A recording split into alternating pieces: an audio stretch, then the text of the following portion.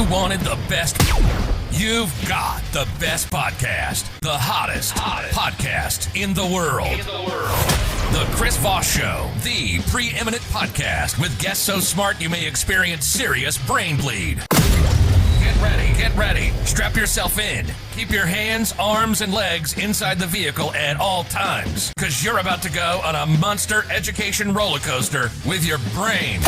Now, here's your host, Chris Voss. Hi, folks. Chris Voss here from thechrisvossshow.com, thechrisvossshow.com. Hey, we're coming here with another great podcast. Certainly appreciate you guys tuning in. Remember, the Chris Voss Show is a giant family, but the beautiful part about this family is we don't judge you. Well, except for that one guy in the back there. Yeah, you. That one.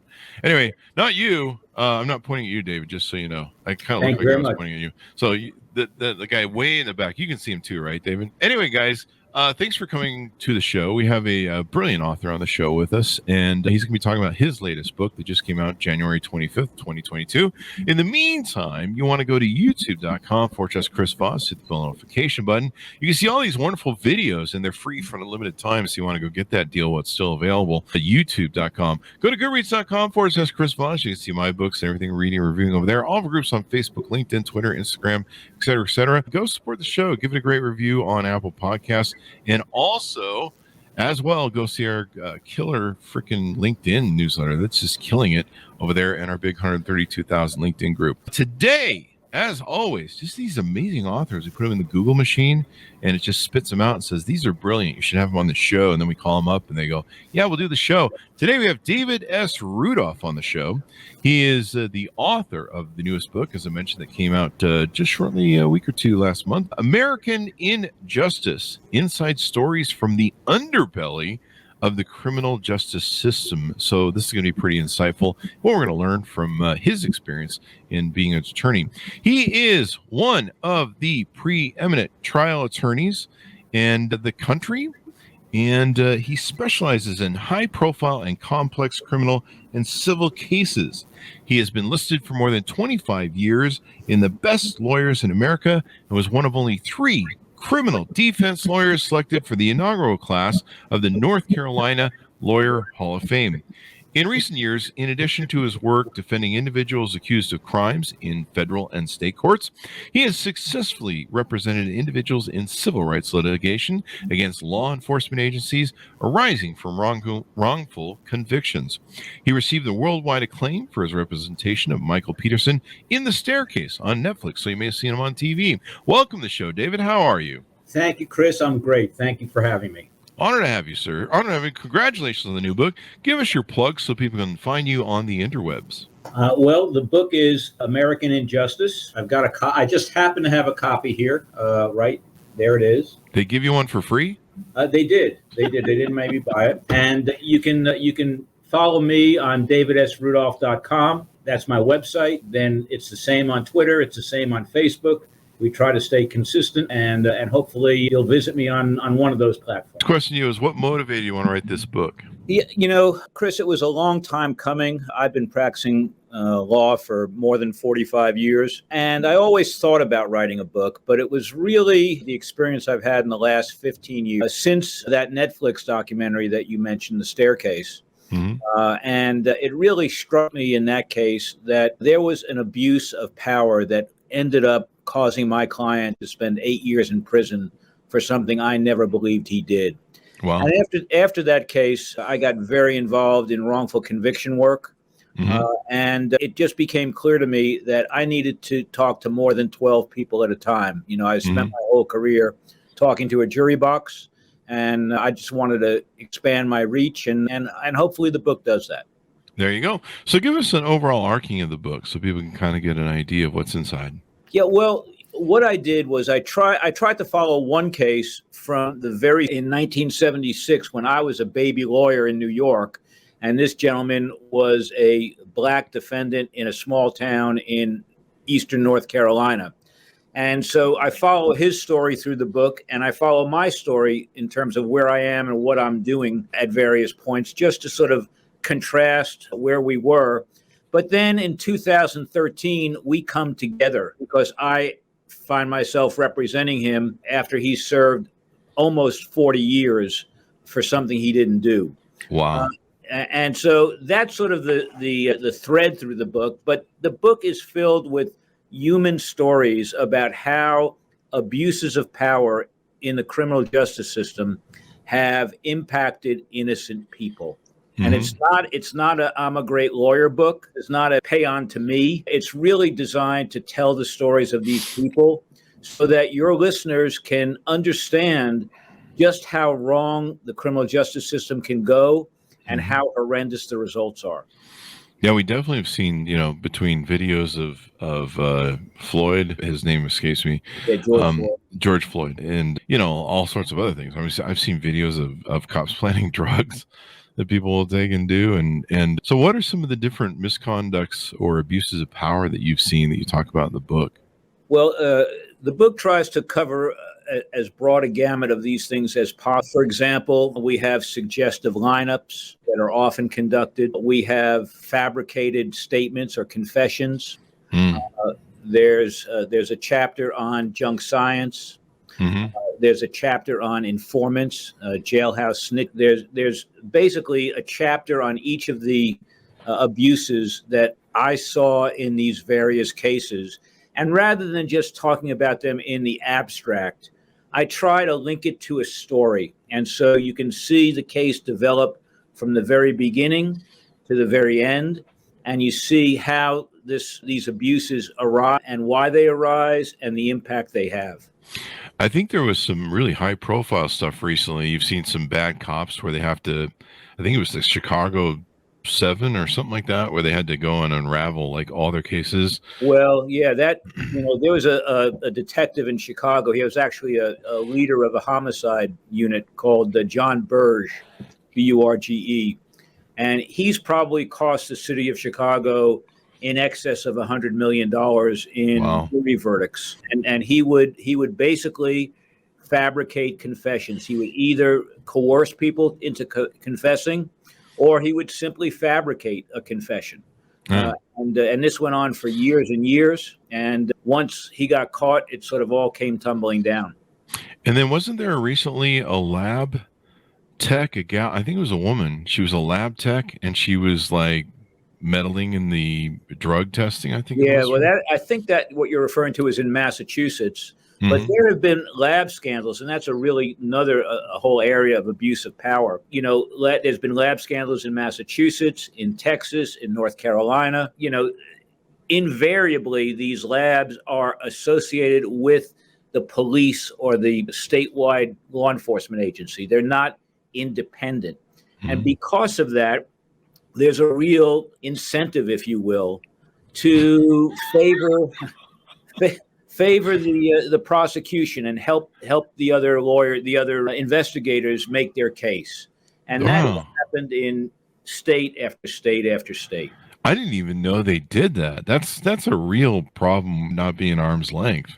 Yeah, well, exactly. I mean, in North Carolina, they finally made the state laboratory separate from the State Bureau of Investigation about maybe 10 years ago. But for years and years and years, the SBI agents worked with the local police and they worked together to solve crimes. So you go to the lab and the lab guy's there not to determine what actually happened, but to help his friend or his colleague in the local law enforcement. And look, we all carry those sorts of prejudices or biases with us. I'm gonna try to go out of my way to help somebody who I care about. But when you get into the criminal justice area, the results can be horrendous. Yeah. Plus, they're making money off of it. It's a job.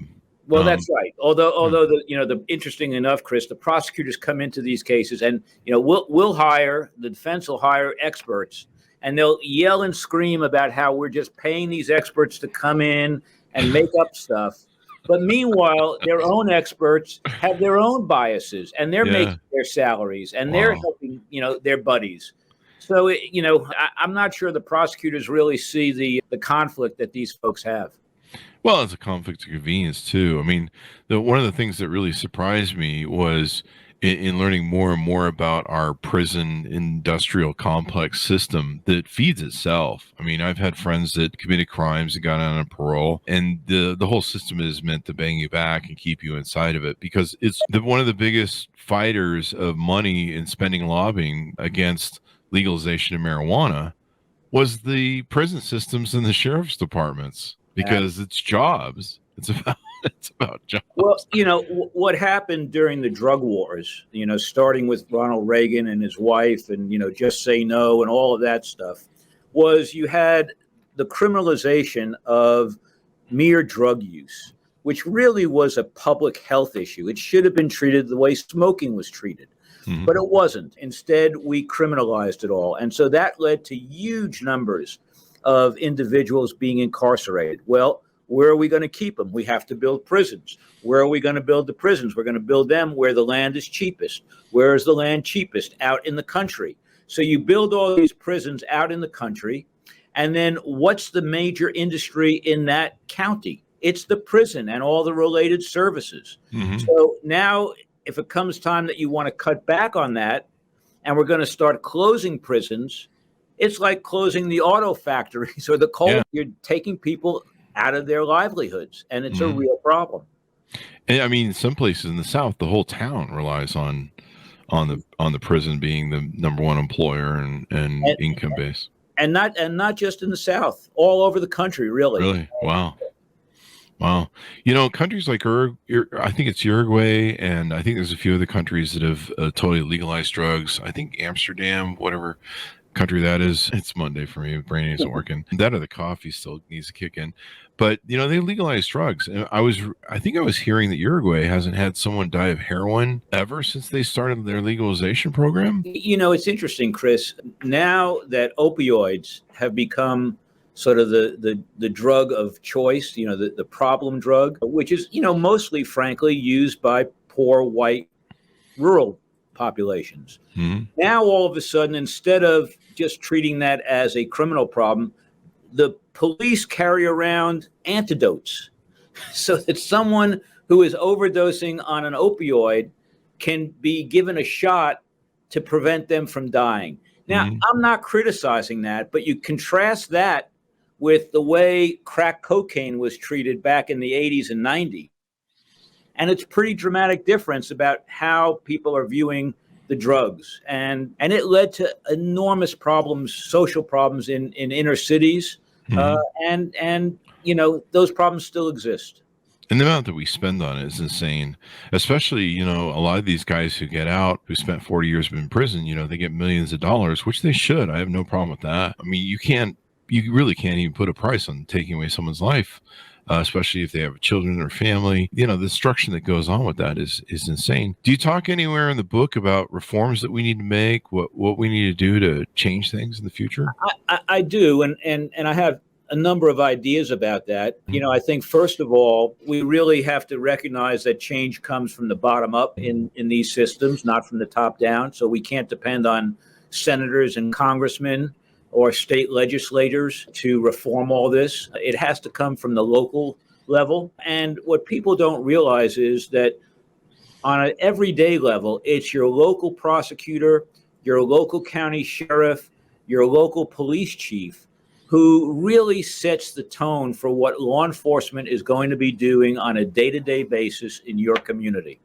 So once you recognize that, Chris, what does it tell you? It tells you that you really need to pay attention to those elections. And, in historically, people didn't. I can't tell you the number of people who ask me, what judge should I vote for? Well, what prosecutor should I vote for? Because people don't know. They don't pay attention to that stuff. So that's one place where people can start changing things, because if you can elect people who want to reform the system, then the system is going to start to change. Yeah. In addition to that, there's a lot of training that can be done that isn't being done right now. And for example, confirmation bias, tunnel vision, that's a big driver of these wrongful conviction cases. Most police officers are not looking to frame an innocent person. What happens is they fixate on a particular suspect. They don't have the evidence because guess what? The suspect's innocent. And now they have to go out of their way to try to manufacture in one way or another evidence because they don't want the person to get off. Mm-hmm. So that confirmation bias, that looking at things through a single lens, creates enormous problems. And we need to train detectives in particular and prosecutors that that's a real problem, just the way we train doctors to do differential diagnoses. You know, you don't want your doctor, you don't want to walk into the doctor's office, tell him what your symptoms are, and have him immediately diagnose it. You want him to go through a process. And that's what they're trained to do. That's not what police are trained to do. And we definitely have a racial problem in this country. I mean, when you look at how many people are in jail, and of course, there's a lot of different other factors and racism, you know, between redlining and all the other stuff that's gone on in this country. It's definitely targeted towards you know, a thing that assaults a certain race. When you see people that, you know, I think recently a bunch of white guys got off on voting for Donald Trump in the election, fraudulently voting, and they got, like, I don't know, a slap on the wrist. And then somebody just recently got 5 or 6 years that's in the news who's black. And you're just like, what? And there's a lot of prejudice in our system. It's really insane. Well, you know, there are people who will deny that there's inherent racism in our society. And I think that's really unfortunate, because we really should be having a discussion about that, because it is historical. It goes back 400 years. It goes back to some of the roots of capitalism and how capitalism sort of needs an underclass do the work that no one else wants to do. So there are problems. And if we ignore them, if we deny them, then we can't ever solve them. And what we really need to be doing is talking about those things, not burying them. And you talk in your book about how in the past 30 years, nearly 2,800 people serving prison sentences in the United States have been exonerated or released, combined jail sentences adding up to 25,000 years of prison time. I think, and we don't know how many people have probably been executed on death row that we were innocent as well. You know, one thing I always ask myself is, like, why would someone sign a wrongful, you know, a thing that they actually murdered somebody? Why would someone sign a confession that they didn't? But then you hear about, you know, some of the yellow pages slap you upside the head, you know, interrogations in the New York Department, you know, back in the 70s and stuff. And yeah, it's insane. Well, it can be a lot more subtle and a lot more dangerous than that. You know, in the book, there's a story about a young black man, 19 years old. He moves to a rural county from Detroit to North Carolina. It's a racist county. There's lots of all white juries, and he is charged with the murder of a drug dealer. He's a young black guy. He's from Detroit. He's not from the area. A couple of his co-defendants are threatened with the death penalty. They, in order to save themselves, say that he was the trigger man. And he is in jail, waiting trial for 2 years. He's facing a death penalty. And the prosecutor comes to him and says, listen, if you enter a plea to manslaughter, we'll cut the charge and you'll be out in 10 years. If you turn that down, you're going to be tried for the death penalty. You're going to be in front of an all-white jury. Your buddies are going to testify against you, and you're going to end up on death row. Wow. So, you know, when you're faced with those kinds of pressures, it's hard to blame somebody for saying, okay, I'm going to take what you're offering because at least I'm avoiding the worst outcome. And that sort of stuff happens all the time. So it's easy for us, you know, sitting in our houses to say, oh, I would never admit to anything that I didn't do. But when you get into the real world and you're faced with the kinds of choices that police and prosecutors give people, it's a whole different story, Chris. There you go. What else should we touch or tease out on in your book that we haven't covered?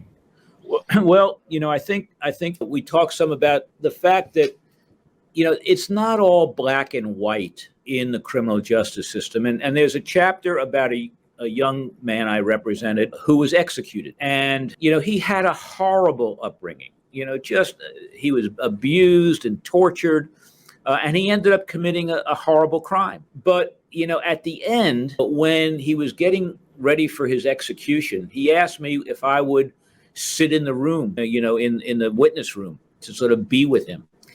And I said, John, I don't want to be in a room with a whole bunch of people who want to see you die. And he said, I've been thinking about that, David. And he said, and I mean, this is a kid who had no education at all, was sort of considered a monster. Mm-hmm. And he said, I've been thinking about it. And I was going to imagine that I was on my Harley getting pushed down the hill when they started the injection. Oh. And I realized if you thought that you were behind the Harley pushing me down the hill, we could be together in our thoughts, even though you weren't there.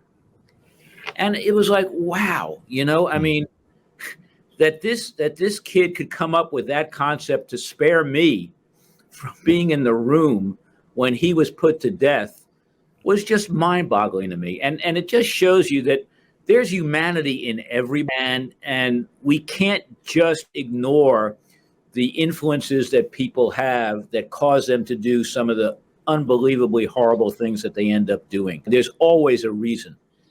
Yeah, and when you kind of look at like you mentioned earlier, we've had a lot of authors on the show that have talked about the 450 years of horrors and racism and the ugly things we've done in this country. We've built between ghettos that have no jobs, and we fomented so much of this stuff, redlining and everything else. But people do need to lift up, and we need to recognize that that's been happened, and it doesn't bring out the best of people. In fact, it brings out the worst of people. And so somehow we need to give everybody a fair shake. Anything else you want to touch out on the book before we go out? No, I think I've covered it. I think, we also have, my wife and I do a podcast called Abuse of Power. It's available on Audible. It's an Audible original now. So I'd encourage anybody who's interested in these issues to give the podcast a listen. I really hope, Chris, that people who listen to your podcast will go out and either buy it on Audible or buy the book or wait till it comes out in paperback, because it's really important for people to understand what's going on behind the curtain.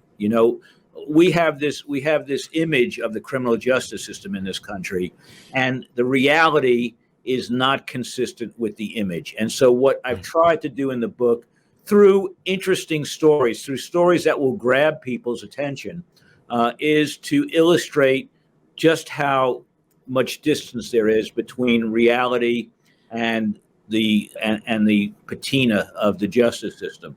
So I hope people will take a look at it and understand what's really going on. There you go.